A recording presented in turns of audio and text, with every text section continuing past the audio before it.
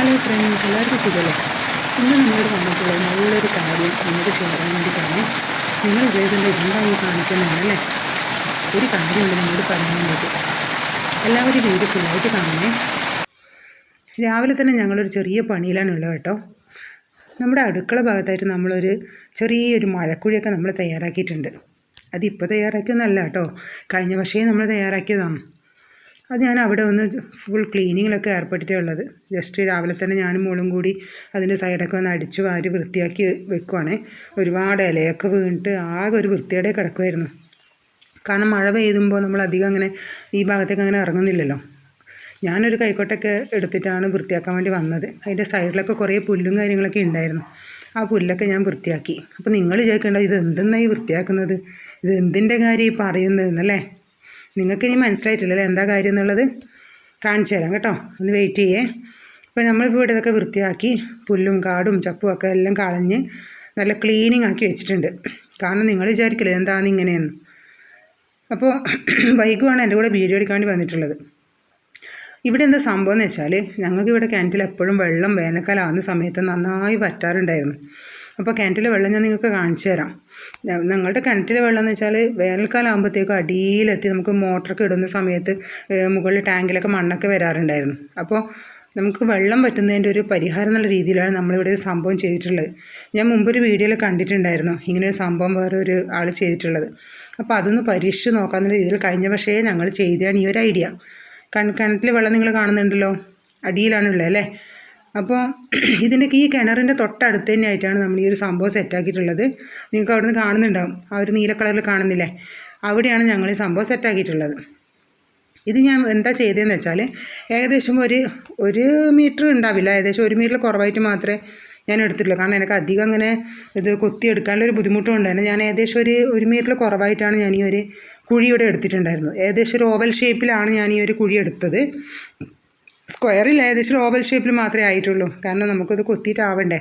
അപ്പോൾ അതിനുശേഷം ഞാൻ എന്താ ചെയ്തതെന്ന് വെച്ചാൽ, ഒരുപാട് ചേരി ഉണ്ടല്ലോ, നിങ്ങൾ വീട്ടിലൊക്കെ ചേരി ഉണ്ടാവില്ലേ?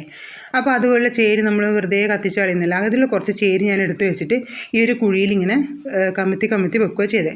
ഇവിടെ നമ്മൾ താർപ്പായൊക്കെ കെട്ടിയിട്ടുണ്ട്. ഈ താർപ്പായിൽ വീഴുന്ന മഴവെള്ളം ഈ ഒരു കുഴിയിലേക്ക് വീഴാൻ വേണ്ടിയിട്ടാണ് ഈ ഒരു സംഭവം ഞാൻ അതിൻ്റെ തൊട്ട് കീഴിൽ തന്നെ ഞാനിവിടെ ചെയ്തിട്ടുള്ളത്. ഞാൻ നിങ്ങൾക്ക് കാണിച്ചു തരാം, വീഡിയോയിൽ ഞാൻ കാണിച്ചു തരാം എന്താ സംഭവം എന്നുള്ളത്. ഇവിടെ ഇപ്പോൾ ഇതിൻ്റെ അടുത്ത് തന്നെയാണ് കിണർ എന്ന് പറഞ്ഞില്ലേ? അപ്പോൾ ഈ കിണറിലേക്ക് വെള്ളം നിറക്കാനുള്ളൊരു പരിപാടിയായിട്ട് നമ്മൾ വന്നിട്ടുള്ളത്. കണ്ടില്ലേ നിങ്ങളതിൽ വെള്ളം ഞാൻ നിങ്ങൾക്ക് നേരത്തെ കാണിച്ചു തന്നല്ലോ. അപ്പോൾ മഴ പെയ്ത് കഴിയുന്ന സമയത്ത് എന്ന് വെച്ചാൽ വെള്ളം കുറച്ച് മുകളിലേക്ക് കയറുമെങ്കിലും വേനൽക്കാലം ആകുമ്പോഴത്തേക്കും അടിയിലെത്തും വെള്ളം. എല്ലാവർക്കും ഉണ്ടാകുന്ന പ്രശ്നം തന്നെയല്ലേ അല്ലേ, വെള്ളത്തിൻ്റെ ഒരു ബുദ്ധിമുട്ട്. അപ്പോൾ അതിന് നമുക്ക് ഈ ഒരു മഴക്കുഴി ഞാൻ കഴിഞ്ഞ വർഷം തയ്യാറാക്കിയതിന് ശേഷം നന്നായിട്ട് കിണറ്റിൽ വെള്ളം കയറിയിട്ടുണ്ട്. ഈ ഒരു ചേരി എങ്ങനെ വെക്കേണ്ടതെന്ന് വെച്ചാൽ കമിഴ്ത്തിയിട്ട് വേണം വെക്കാൻ വേണ്ടിയിട്ട്. ഇതിൻ്റെ ഗുട്ടൻസ് എന്താണെന്ന് വെച്ചാൽ നിങ്ങൾക്ക് അറിയായിരിക്കും അല്ലേ? ഈ ചേരി ഇങ്ങനെ വെച്ച് കഴിഞ്ഞാൽ ചേരിനകത്ത് ഒരു റെഡ് കളർ ഒരു വെള്ളം വരുന്നില്ലേ, അതിനെന്തോ ഒരു പേരുണ്ട്, എനിക്ക് ഓർമ്മയില്ല. ആ ഒരു വെള്ളം എന്ന് വെച്ചാൽ ഈ മണ്ണിരകൾക്കൊക്കെ വളരെ ഇഷ്ടമുള്ളതാവുമല്ലോ ഈ ഒരു ചുവന്ന വെള്ളം. അപ്പോൾ ഇത് നമ്മളിങ്ങനെ വെക്കുന്ന സമയത്ത് ഈ കുഴീൻ്റെ അകത്ത് മണ്ണിരകൾ, ഒരു 1000കണക്കിന് മണ്ണിരകൾ ഇതിലേക്ക് ഉണ്ടാവും. അപ്പോൾ ഈ മണ്ണിൻ്റെ അടിയിലേക്ക് ഒരുപാട് സുഷിരങ്ങൾ ഉണ്ടാക്കുന്നുണ്ട്. ഈ സുഷിരങ്ങളിലൂടെയാണ് ഈ മഴ പെയ്ത് ഇതിലേക്ക് വീഴുന്ന വെള്ളം മണ്ണിൻ്റെ അടിയിലേക്ക് പോകുന്നത്.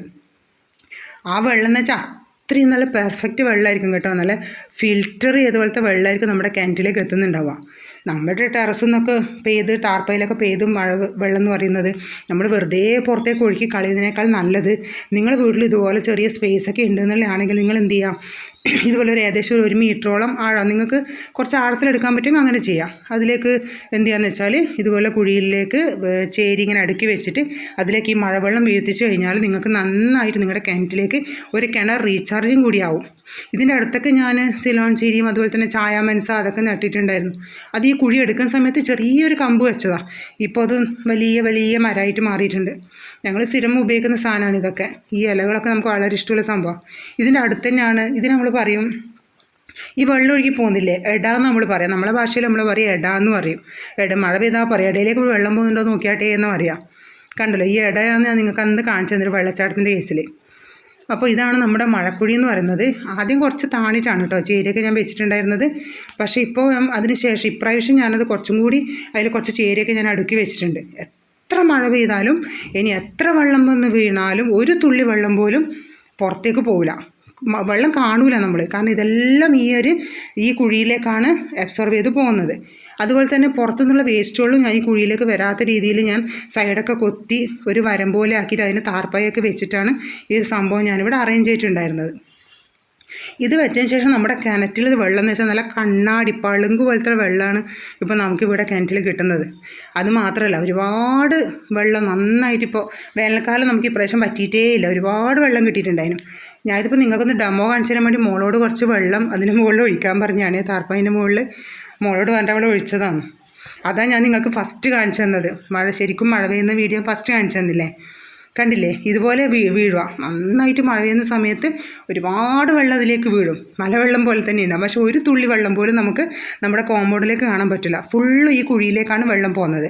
അപ്പോൾ ഈ വെള്ളം ഫുള്ള് നമുക്ക് എന്ത് ചെയ്യുന്നുണ്ട്, ഇപ്പോൾ കിണറിലേക്ക് നന്നായിട്ട് വെള്ളം കിട്ടുന്നുണ്ട്. അപ്പോൾ ഇത് വളരെ യൂസ്ഫുള്ളാണ്, എല്ലാവരും ഈ ഒരു സംഭവം ട്രൈ ചെയ്യണേ. ഇത് നമ്മൾ നെക്സ്റ്റ് വീഡിയോ എടുക്കാൻ ഉദ്ദേശിക്കുന്ന ഒരു നെയിം മീറ്റിംഗ് വീഡിയോ ആണ് കേട്ടോ.